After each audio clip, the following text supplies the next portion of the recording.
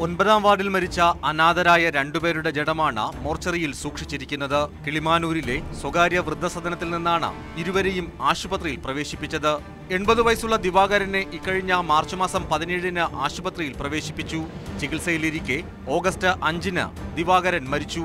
വൃദ്ധസദനത്തിലും ബന്ധപ്പെട്ട പോലീസ് സ്റ്റേഷനിലും മരണവിവരം ആശുപത്രി അധികൃതർ അറിയിച്ചെങ്കിലും ദിവാകരന്റെ ജഡം ഫ്രീസറിലിരുന്ന് അഴുകിത്തുടങ്ങിയിട്ടും ആരും ഇതുവരെ തിരിഞ്ഞു നോക്കിയിട്ടില്ല.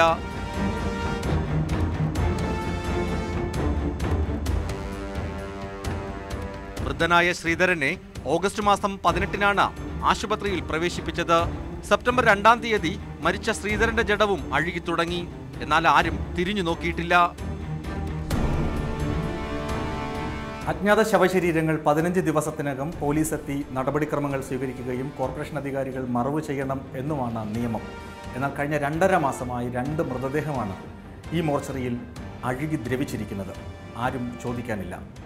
ക്യാമറമാൻ കണ്ണനൊപ്പം BS ജോയ്, ന്യൂസ് 18 തിരുവനന്തപുരം.